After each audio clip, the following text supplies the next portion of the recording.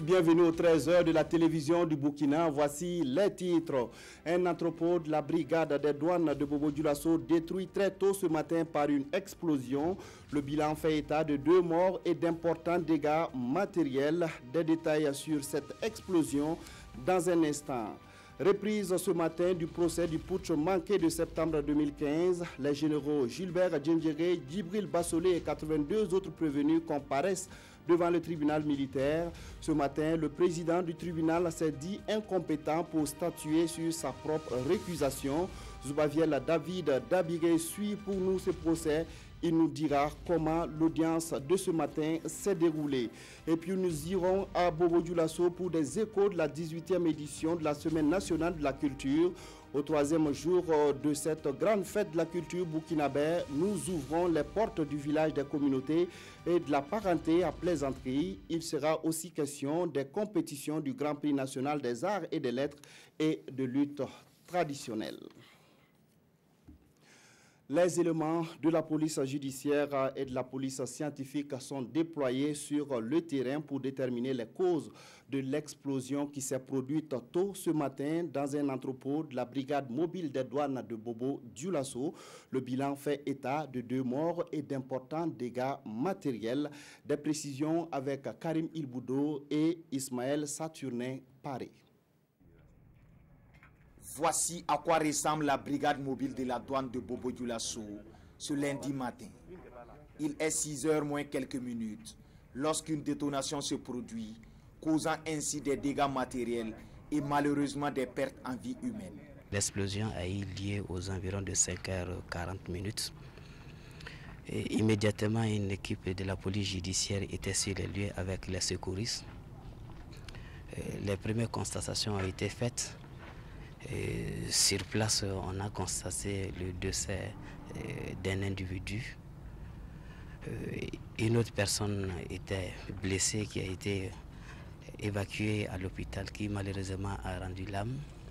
Et il y avait une 3e personne qui est blessée, mais sa vie n'est pas en danger. La cause de cette explosion n'est pas encore définie. Mais le procureur du Faso rassure que tout est mis en œuvre pour trouver les raisons. Je veux quand même rassurer les gens qu'il s'agit d'une explosion accidentelle. Et nous sommes en train de chercher avec la police scientifique, les équipes techniques pour pouvoir identifier en fait les produits certainement qui sont à l'origine de l'explosion. Donc c'est rassurer les gens que les gens peuvent vaquer à leurs occupations, les rassurer que la police scientifique, les éléments de la police judiciaire et toutes les autorités administratives étaient sur les lieux.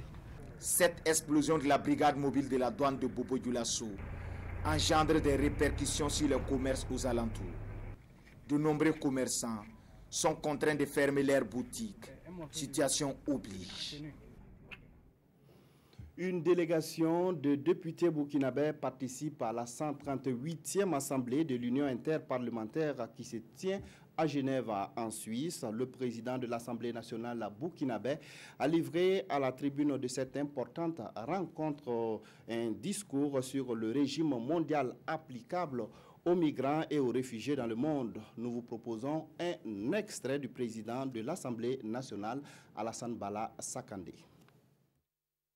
Je voudrais juste inviter certains à savoir raison garder quant au traitement qui réserve aux émigrés. Nous avons besoin d'une lecture globale, objective, sincère et prospective si nous voulons donner un visage plus humain aux migrants et aux réfugiés. La problématique des migrations doit aussi conduire nous autres États africains à poser clairement l'épineuse question de nos frontières et celle de nos souverainetés nationales, que dis-je, de nos égoïsmes nationaux. Comment comprendre qu'entre nos États, la circulation des biens et des personnes continue d'être un vœu pieux et il faut avoir le courage de franchir le pas pour emprunter une approche holistique bâtie sur la coopération et la solidarité internationale. C'est dans ce sens que le Burkina Faso salue l'adoption de la déclaration de New York pour les réfugiés et les migrants, dont l'une des déclinaisons fortes devrait conduire au pacte mondial pour les migrations sûres, ordonnées et régulières. Nous prenons à présent la direction de Bobo-Dioulasso où nous attend Carole Tougouma pour des nouvelles de la Biennale de la culture burkinabé. Bonjour Carole, vous avez l'antenne.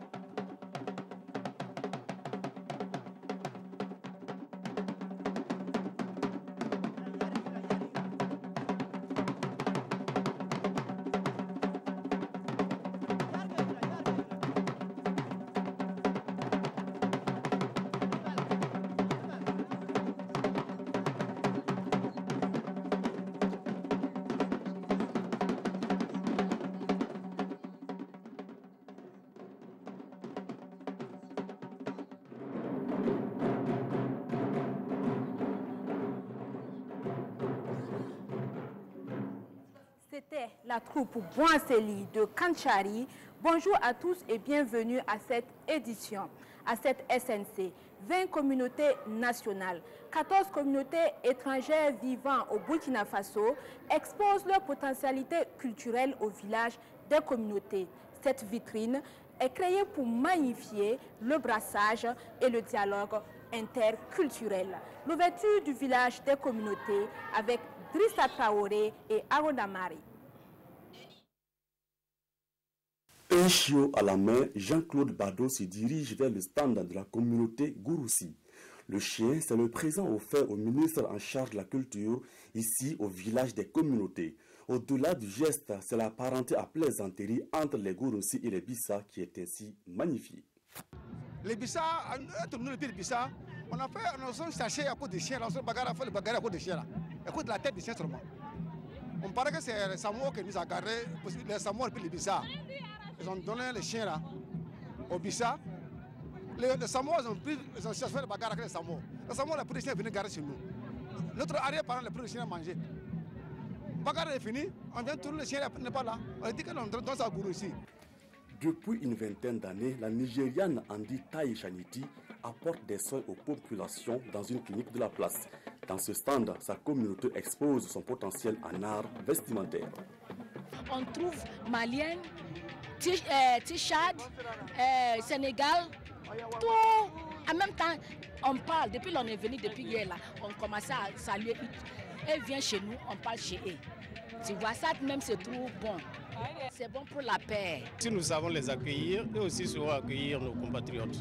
Donc je pense que ça c'est une belle initiative qui montre à quel point l'intégration est une réalité dans notre pays.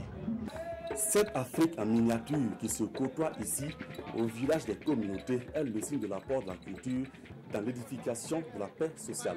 Une paix sociale que la SNC veut bâtir au fil des ans pour tracer la voie à une intégration sous-régionale pérenne et surtout féconde. La Semaine nationale de la culture magnifie également la parenté à plaisanterie dans le village des communautés. Les Peuls et les Bobos, qui sont des parents à plaisanterie, ont offert un beau spectacle hier. Focus sur ces deux communautés avec Yakuba Gamene et Moumouni Soubeiga. Peuls et Bobo, deux communautés qui entretiennent des relations de parenté à plaisanterie. Et quand elles se retrouvent, comme ici au village des communautés de la SNC, c'est un spectacle particulier qu'elles offrent à voir.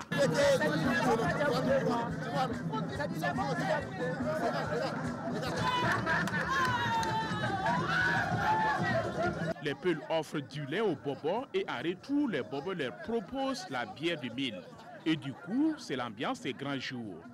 Chaque communauté réclame la suprématie sur l'autre en faisant ressortir ses valeurs et ce qu'elle considère comme défaut chez l'autre. Quand tu regardes un bobo, à tout moment, on dirait quelqu'un qui a fait la guerre avec une panthère. Tu vois, ils ont des traces bizarres. Ils ont de gros ventres parce qu'ils sont paresseux. Donc c'est nous les patrons. La réplique de l'autre camp, c'est-à-dire la communauté bobo, ne se fera pas attendre. S'ils disent ils sont patrons de la forêt, ce sont les singes. On les dit ce sont des médicaments, ce sont des singes. Finalement, on ne sait pas d'où ils viennent. Donc nous sommes là quand vous la faites, on les accueille simplement, sinon on ne sait pas d'où ils viennent. Au-delà des joutes verbales, la parenté à plaisanterie se joue aussi sur le plan culinaire. C'est le cas ici au village de communauté de la SNC où les Peuls, les Bobos et les Daphines disposent d'un stand commun pour marquer leur unité. À l'image des Peuls et des Bobos, toutes les autres communautés sont liées les unes des autres par la parenté à plaisanterie au Burkina. Je pense que c'est un système social que les parents ont mis en place pour gérer des questions, des tensions entre différents groupes ethniques. Je les ai effectivement suivis. C'était très agréable et intéressant. Et ça témoigne de la cohésion qui doit exister entre nos différents groupes ethniques. On espère bien que les uns et les autres vont s'inspirer de ça. La parenté à plaisanterie est une pratique devenue aujourd'hui un patrimoine culturel, une valeur à préserver aux yeux des spécialistes de la culture. Et c'est le pari que la SNC veut gagner en initiant cet espace dédié aux communautés à chaque édition.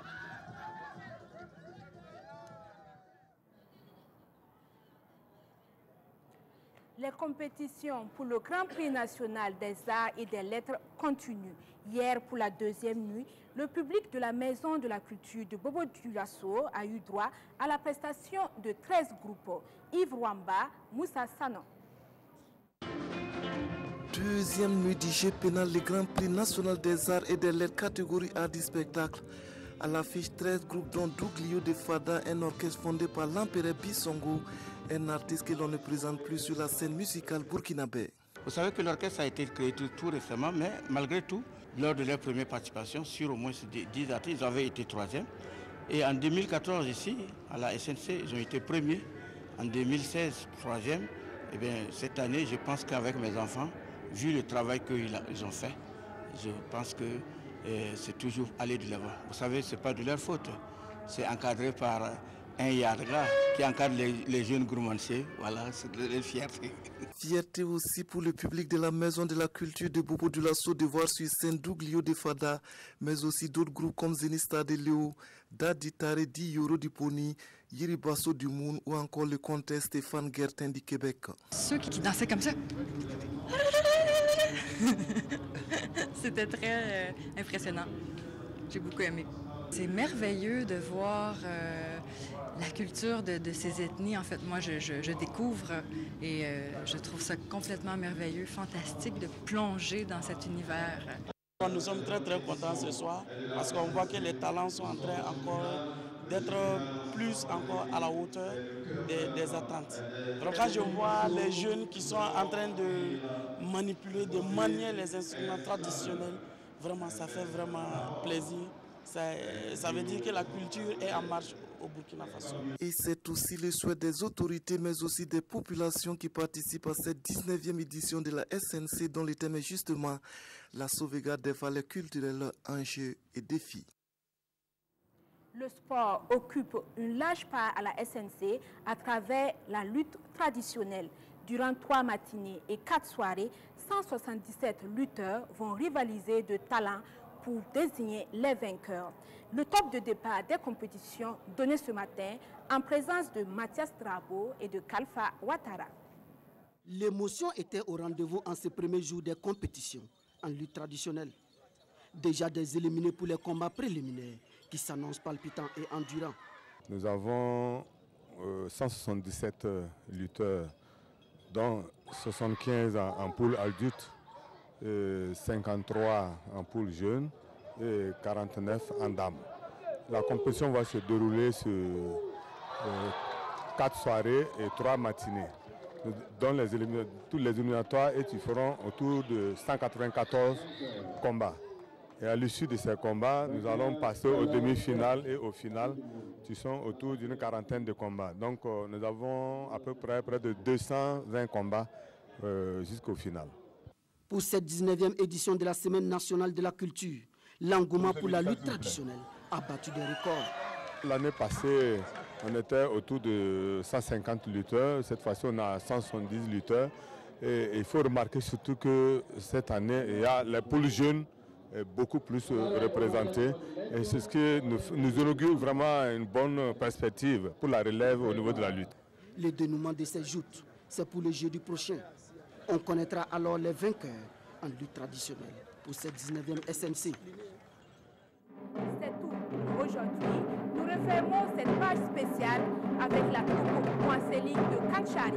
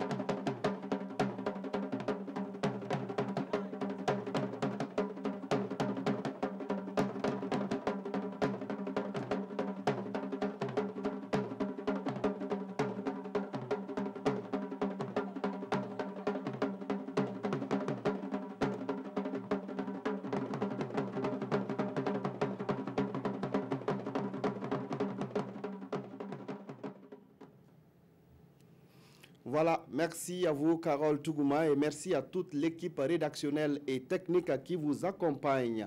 Retour à Ouagadougou où les SILS, le comité inter-État de lutte contre la sécheresse dans le Sahel, organise du 26 au 28 mars une rencontre sur la situation alimentaire et nutritionnelle au Sahel et en Afrique de l'Ouest.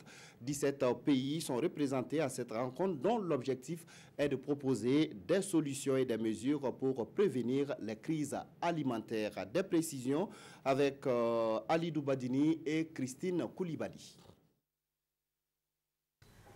Venus des 17 pays du Comité inter-État de lutte contre la sécheresse au Sahel SILS, ces hommes et femmes et leurs partenaires au développement sont ici pour valider le bilan actualisé de la campagne agro-pastorale 2017-2018, mais aussi mettre à jour la situation alimentaire et nutritionnelle au Sahel et en Afrique de l'Ouest. Nous sommes au sortir de l'hivernal, nous avons fini avec la campagne de contre-saison. Et donc toutes les données que nous avons collectées seront analysées ici pour nous permettre de dégager un consensus. Ce consensus nous permettra de déterminer plus ou moins les zones les plus vulnérables, surtout les personnes les plus vulnérables. Et les chiffres font état de 5,2 millions de personnes ayant besoin d'une assistance alimentaire et humanitaire immédiate. Et si rien n'est fait, ce chiffre pourrait atteindre 9,6 millions en période de soudure. Des mesures sont en train d'être prises, surtout avec l'apport d'un projet d'irrigation qui va se mettre bientôt dans notre espace.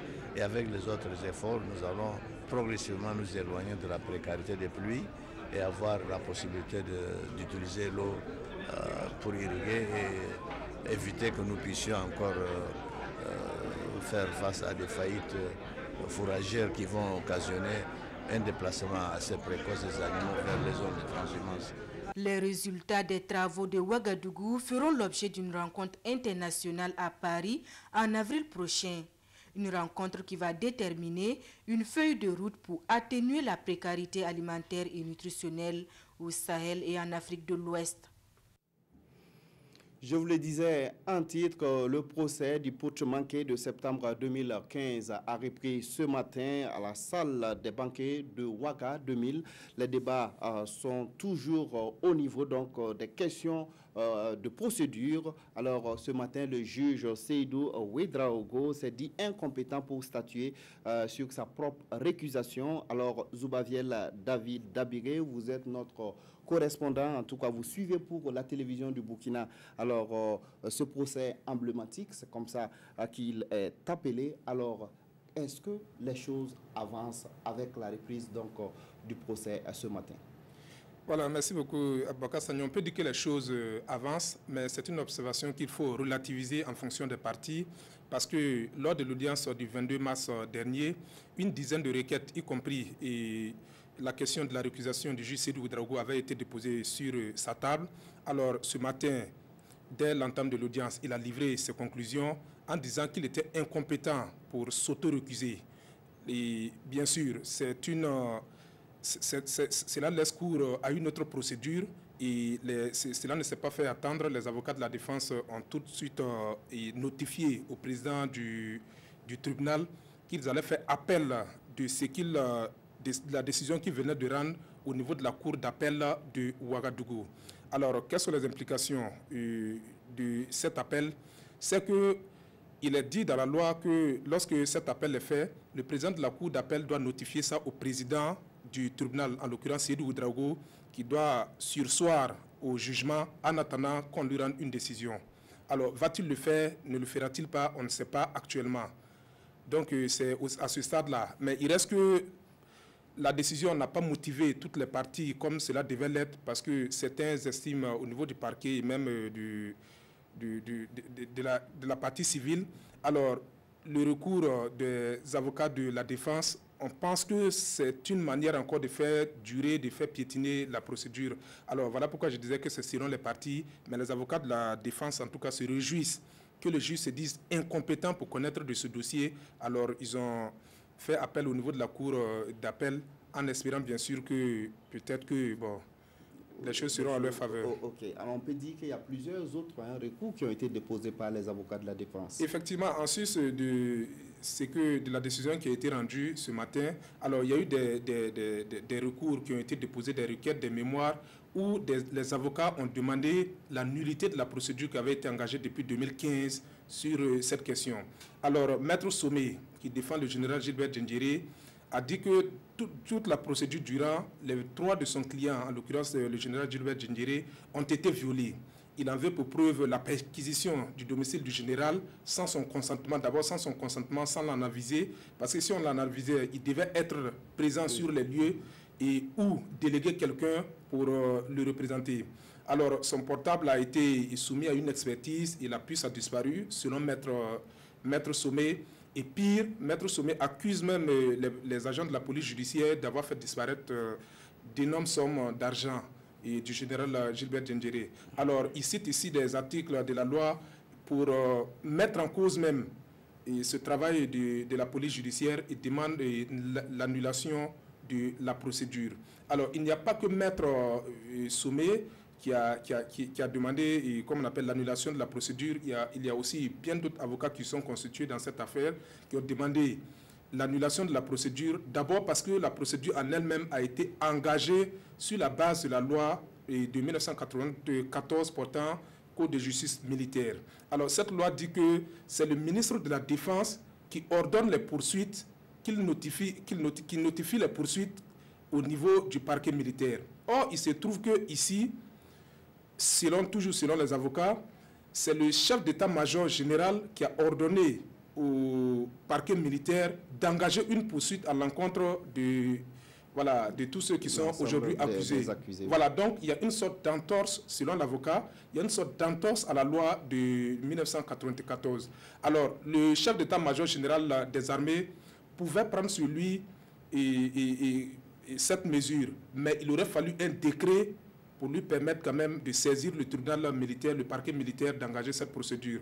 Donc aujourd'hui, encore une fois de plus, comme l'audience de la dernière fois, le juge Seydou Ouedraogo retrouve encore sur sa table assez de requêtes, de mémoires et autres entorses à la procédure constatée qu'il va devoir examiner et peut-être en tout cas trancher. Alors on peut dire que le procès est pour le moment suspendu pour reprendre donc à 16h. Oui. Est-ce qu'au regard donc, de tous les éléments dont vous venez donc de faire cas, on peut avoir l'espoir que le procès va continuer? Oui, c'est bien possible que le procès continue, mais il y a deux cas. C'est-à-dire qu'aujourd'hui, avec le recours qui a été déposé, l'appel qui a été fait au niveau de la cour d'appel de Ouagadougou, alors si le juge Seydou Ouedraogo décide à partir de 16h de dire qu'il ne va pas surseoir au procès et de continuer, alors quels deviendront les actes qu'il prendra à partir d'aujourd'hui si d'aventure on venait à lui dire qu'il n'est pas effectivement compétent au niveau de la cour d'appel? Ça, c'est une question qu'on peut se poser. Alors, est-ce qu'il va faire lecture, il va faire application? Parce qu'en matière, en matière pénale, la lecture de la loi est stricte. Alors, la loi lui dit que c'est le président du tribunal de la cour d'appel qui doit lui notifier de ce qu'il a été saisi sur cette affaire d'autorécusation. Or, ce matin, ce sont les avocats qui ont informé le président qu'ils ont saisi la cour d'appel de Ouagadougou. Alors, il n'a pas encore reçu une notification du président de la cour d'appel. Donc, il peut, si on fait une lecture stricte de la loi, il peut continuer jusqu'à ce qu'il soit saisi de cette question par le président de la cour d'appel. Mais il peut aussi outrepasser ça, ça fait partie de ses prérogatives, et examiner les autres recours qui ont été déposés. Il reste que nous sommes toujours dans la phase procédurale et ce n'est pas près de finir parce que les avocats reviennent toujours à la charge avec, voilà. Et selon eux, c'est une méthode, c'est une façon d'aider même le tribunal à purger toutes les entorses à la procédure avant de rentrer au fond, de sorte à ne pas quand même compromettre le procès. D'accord. En tout cas, merci à vous pour toutes ces informations sur ce procès. Procès que nous allons d'ailleurs revoir avec ce reportage de Draman Guéné qui vous accompagne donc pour suivre ce procès. Pour nous, qu'est-ce qui s'est exactement passé donc à la salle de banquet de Ouaga 2000 ce matin? Suivez ce reportage signé Draman Guéné. Toutes les décisions rendues aujourd'hui sur les préliminaires, observations et récusations sont défavorables à la défense. Le tribunal s'est déclaré incompétent pour connaître des préliminaires et observations sur sa composition et l'opération de tirage au sort qui a désigné les 3 juges assesseurs militaires. Sur les récusations du président et de son juge conseiller, le tribunal soutient qu'il est incompétent pour apprécier les récusations d'un juge de siège. En ce qui concerne la nomination du président et de son conseiller, le tribunal trouve que la requête est mal formée. L'exception d'inconstitutionnalité de la loi modificative du Code de justice militaire est sans objet parce que déjà appréciée par le Conseil constitutionnel.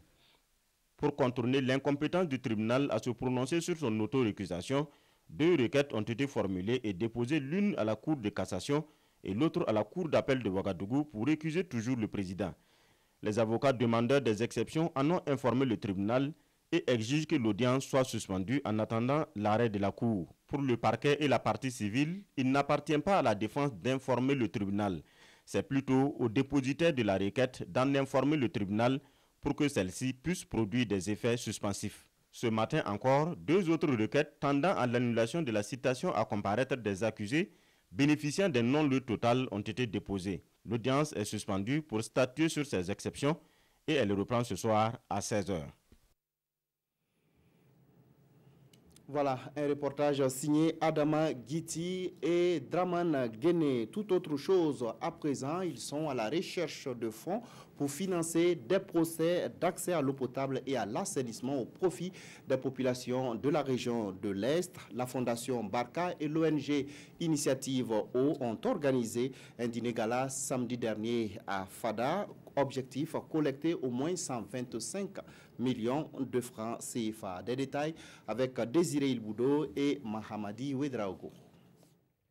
Venus de diverses localités du Burkina et du monde entier, ces acteurs de l'eau sont autour d'un repas à Fadangourma. Ils débattent sur les problématiques liées à l'eau potable et assainissement au Burkina Faso. Ce dîner gala se donne aussi pour ambition de collecter environ 125 millions de francs CFA afin de financer les projets qui interviennent dans le secteur de l'eau à l'Est. C'est vraiment de donner l'honneur à tous nos partenaires pour discuter cette problématique de l'eau et l'assainissement. Mais aussi, c'est pour lancer un mécanisme pour financer des projets de l'eau, l'assainissement et l'hygiène dans la région de l'Est, qu'on s'appelle le Fonds international de l'eau. Par cette fonds qu'on peut avoir et qu'on peut assurer qu'il y a des impacts durables et réels qui viennent de cet événement. 0% de corvée d'eau d'ici à fin 2020 au plan national. C'est l'engagement de la Fondation Barka et Initiative Eau. Une vision qui répond aux aspirations du gouvernement burkinabé. Le programme de son Excellence Roch-Marc Christian Kaboré donne une place de choix à la question de l'approvisionnement en eau potable des populations. Et cette initiative contribue tout naturellement à l'atteinte de cet objectif. Et nous ne pouvons cesser, disons, de remercier la Fondation pour ce qui a été fait. Ce dîner gala se tient en marge de la première édition de la foire de l'eau, organisée sous le thème « Coopération entre acteurs de l'eau pour un impact durable au Burkina Faso ». Dans le domaine de la santé, l'actualité est marquée par cette action des volontaires de la CEDEAO. Dans le cadre de la célébration de leur 8e année d'existence, ils ont remis du matériel médical et d'hygiène au centre médical urbain de Gounguin, c'est à Ouagadougou. Les volontaires de la CEDEAO ambitionnent également doter ce centre de santé d'un incinérateur. Des détails avec Konsoun Koulibaly et Adama Koulibaly. Lancé le 26 mars 2010 à Morovia, le programme des volontaires de la CEDEAO célèbre ce jour ses 8 ans d'existence.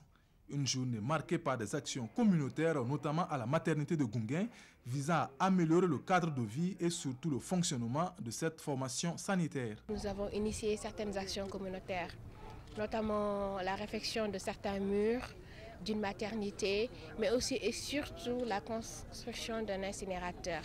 Mais au-delà de ces actions communautaires aussi, nous avons décidé de faire un don en matériel sanitaire, notamment eau de javel, des bavettes, des gants, des bottes, mais aussi des poubelles qu'on leur a octroyées. Pour les problèmes de santé, il faut qu'on passe aux activités communautaires. Il faut que soi-même nous puissions, à travers justement ces genres de gestes-là, pouvoir régler ou en tout cas soulager la population. Ce programme de volontariat a pour rôle de soutenir le plan stratégique de la Commission de la CEDEAO et surtout la vision 2020 qui vise le passage de la CEDEAO des États à la CEDEAO des peuples. Que si nous voulons que la CEDEAO perdure, il faudrait que les jeunes, n'est-ce pas, soient conscients que c'est notre avenir à tous.